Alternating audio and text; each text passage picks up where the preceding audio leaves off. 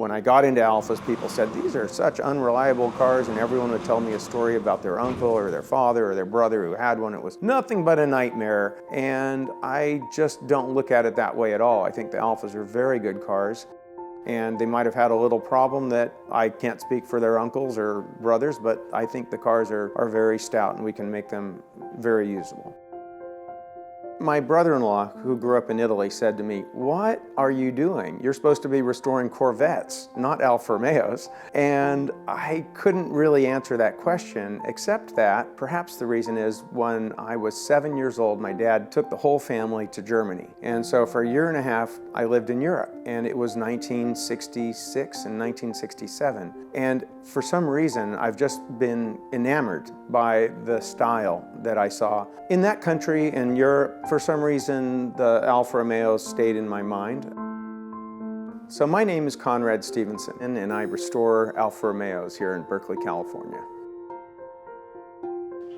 Probably it was about 1973, and I saw an Alfa Romeo GTV, dark green, street at night. I was riding my Stingray, and it just stopped me in my tracks. Something about the lines on that car. I didn't know even the type of car at the time. My parents had Mercedes. There were certainly lots of Porsches around, but I wasn't really familiar with what this car was. Fortunately, in Berkeley, there was a dealership that sold new Alfa Romeos and Ferraris and Aston Martins.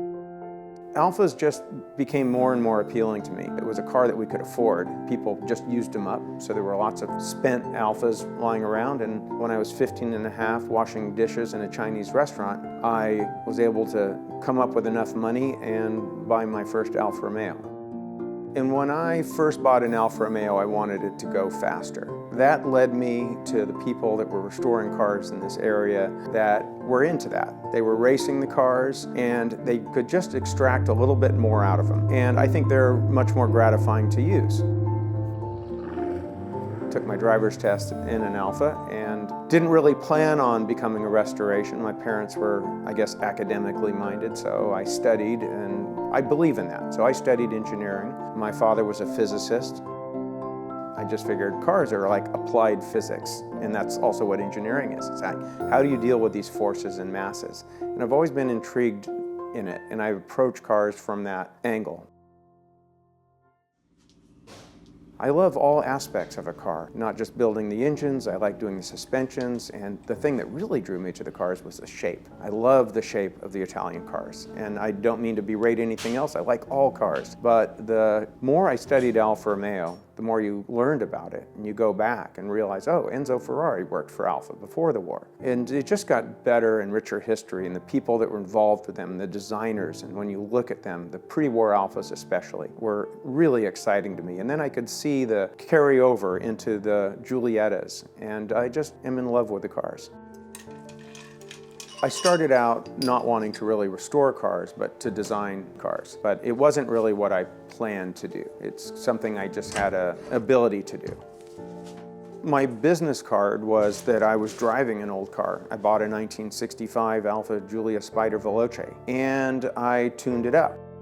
Did whatever the racers were doing to their cars. Suspension modifications and motor modifications and a whole list of things that made it go good, and it was low, so that was a card. People would ask me, who worked on your car? And pretty soon I started working on the cars.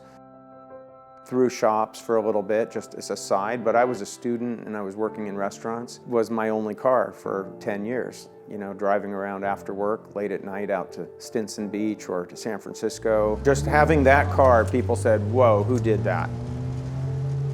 I learned how to smash the car, and then I had to learn how to fix the car. And then it sort of took off from that. Just being in the car and driving it around and being seen, I was able to meet some people that were also into those cars. So I met Ken Schaff and Martin Swig, and these were two people that were very interested in the Mille Miglia in Italy at the time. That led me to be able to go to the Mille Miglia in 1986 as press credentials, and when we came back from that event, I was really hooked. Going to the Italian Mille Miglia let me see so many of the even more variety of cars, and this event was a tremendous, great driving experience. Ken Schaff and I came home and built a car for that event.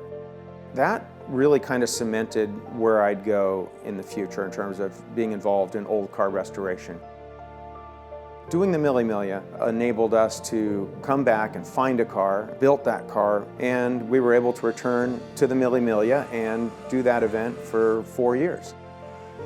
I really like getting out of my comfort zone, and that's something that racing, especially abroad, does. You're over there, you don't have all this stuff at the shop, but it's really exciting to try to fix things like that. So I enjoy working on the California Milli just out of the back of a truck and fixing all types of cars, Porsches, Mercedes, whatever comes at us, American.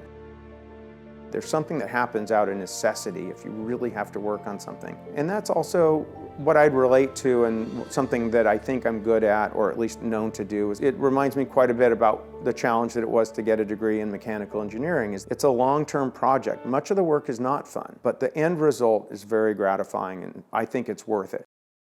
I like the challenging jobs, and I encourage people to study up on stuff so that they'll know more about it. Problem solving, trying to be creative, and fix things is something I try to incorporate in my work. When you're on the road and something breaks, you don't have all the tools you need, so you can think more like, oh, well, I should do it this, but we can't do it that way, so let's just try this. And just out of necessity, it's fun to get out of that zone. So I love races like I run in Mexico and La Carrera Panamericana. That's an exceptionally exciting event for me, run at real speed. Also like working in 24 Hours of Lemons, where there's a number of people with all kinds of cars trying different things, and I think that's really fun to see people running everything. The cars I'm probably most acclimated to are the Giuliettas, from say 54 to 65, but also these 1900s are a car that I've worked on. They're a little challenging to do, and I try to make them a little better. And the length of projects take quite amount of time to do the paint, so it's not really feasible for me just to have one car here and do it. So I typically have 5 or 6 projects going on at a time. There's cars to look at, cars to drive, cars to race. The 1900s are challenging. The factory was being rebuilt after the war and the bombing. So I'm enamored by the craftsmanship that went into building the bodywork on these cars. It's just fascinating. They were hand hammered without any forms. The driving experience of the 1900 is not the same as, say, driving a Giulietta or a TZ Zagato, but the cars in the 60s, I think, are really good to drive quickly. If I wanted to drive a car, I'd probably drive a Giulia Super. It's just got a nice long wheelbase, it brings you home. The Giuliettas are lovely too. I think that's something that's really nice about these Giulietta Spiders and Sprints. They respond very well to little upgrades and very fun to use. These aren't supercars. These aren't cars with 500 horsepower. But if they have 130 horsepower and they weigh 2,000 pounds, that's a lot of fun. And you're not going quite as fast as you are in something that's more potent. I often end up with cars, because I've been doing Alfas for pretty much my whole life, that I do know the parts for them. I often get projects where they've already been taken apart, have been at other shops, the progress has stopped and clients bring me those, or they're projects that people bought as projects. So those are challenging. The TZ we just did, many parts were changed, so there was an immense amount of research and sort of detective work of finding the right parts, and to bring it back more so it has at least the look of how it rolled out of the factory. It really takes you back to that point in time. So I try to retain that very much in the cars that I restore, that they still are a vintage car. The most important thing for me that got me in this work, it was the people I met. Being able to work for people that respected what I do, that had confidence in me.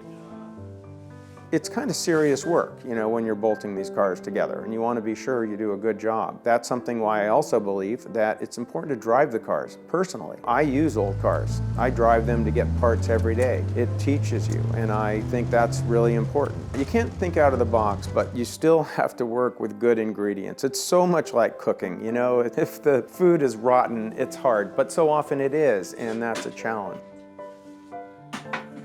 I mean, the castings are old. A motor that I built is still mostly an old motor. We've fitted a lot of new parts. Pistons and cams and cranks can be either made new or really brought up to spec. That's the challenge. Yeah, most of the work, it's all in the prep. It's looking really carefully for the cracks, how the thing is warped, understanding the damage, and addressing it. And maybe making a couple changes that help it be a little better than how it came. On a project, the general rule is do the least you need to do to the car. But in general, you absolutely go through the braking systems and the suspension systems. Preservation cars are the best. Cars that weren't restored, cars that still have the original paint. We'd love that. Don't even fix the cracked paint. Just work like a thief. You sneak inside the engine, make the parts good, and sneak back out, cleaning up a little bit of the grease, but not too much. I love that kind of project where it has that patina, the originality, if you can preserve that. I'm not interested in doing cars that are just for show and going to be put on a static exhibit. I really want to build cars that are rewarding to use and fun to drive, and that's my niche if it is, but that's what I'm about.